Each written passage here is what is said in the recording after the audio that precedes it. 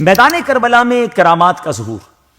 اللہ کریم نے امام علی مقام امام حسین رضی اللہ تعالیٰ عنہ کو بے شمار کرامات سے نوازا تھا، جن کا ظہور میدان کربلا میں بھی ہوا۔ کربلا کے میدان میں ایک موقع پر جب امام علی مقام رضی اللہ تعالیٰ عنہ مسلمانوں کے درمیان خطبہ ارشاد فرما رہے تھے، تو اسی دوران بد زبان یزیدی مالک بن عروہ نے خیموں کی حفاظت کے لیے خندق میں لگائی گئی آگ کو دیکھ کر کہا، اے حسین، آپ نے دوزخ کی آگ سے پہلے یہی آگ لگا لی، معاذ اللہ۔ امام حسین رضی اللہ تعالیٰ عنہ نے اس بدبخت کو جواب دیتے ہوئے فرمایا، کذبت یا عدو اللہ، اے خدا کے دشمن، تو جھوٹا ہے، تجھے یہ گمان ہے کہ میں دوزخ میں جاؤں گا اور تو جنت میں جائے گا۔ مسلمانوں کی صف میں سے حضرت مسلم بن اوسجہ رضی اللہ تعالیٰ عنہ کو مالک بن عروہ کی کلمات بہت ناپسند لگے، تو انہوں نے امام علی مقام سے اس بد زبان کے منہ پر تیر مارنے کی اجازت طلب کی، جس پر آپ نے انہیں یہ کہہ کر خاموش کر دیا کہ میری طرف سے جنگ کی ابتدا نہیں کی جائے۔ ناظرین غور کریں، اتنی بڑی بدبختی، اتنی بڑی جو ہے معاذ اللہ گستاخی کی گئی، مگر آپ نہیں چاہتے تھے کہ آپ کی طرف سے انیشیٹ لیا جائے، جنگ آپ کی طرف سے شروع۔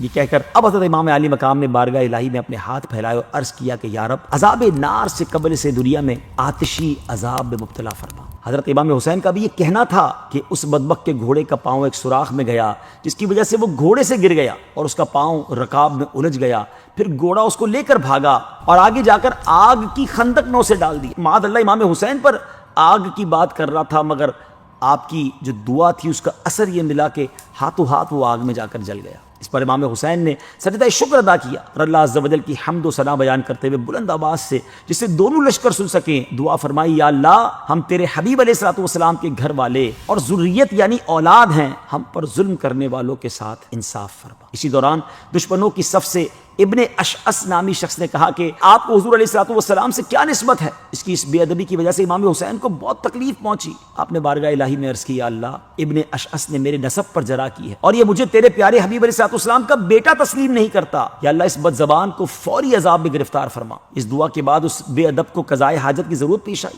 وہ گھوڑے سے اتر کر ایک طرف بھاگا کہ کسی جگہ جا کر قضاء حاجت کرے، اپنے لباس کو اتارا تو ایک سیاہ بچھو نے اس کی شرمگاہ میں ڈنک مارا، اسی حالت میں نجاست آلود زمین پر گرا اور اس کی جان نکل گئی۔ ناظرین، ان واقعات سے معلوم ہوتا ہے کہ آل رسول اللہ کی بارگاہ میں کس قدر و منزلت والے ہیں۔ صرف دعا مانگنے کی دیر ہوتی تھی اور دشمنان آل رسول چندی لبوں میں موت کی گھاٹ اتر جاتے تھے۔ اللہ پاک ہمیں بھی آل رسول کا ادب و احترام کرنے اور ان کی طرح دین اسلام کی خاطر اپنا سب کچھ قربان کرنے کا جذبہ عطا فرمائے۔ آل رسول کی کیا بات ہے۔ آج کے دور میں بھی اگر سید صاحبان آپ کے قریب ہیں، ادب کیجئے، دعائیں لیجئے۔ کیوں؟ اعلیٰ حضرت لکھتے ہیں نا، تیری نسل پاک میں ہے بچہ بچہ نور کا، تو ہے عین نور، تیرا سب گھرانہ نور۔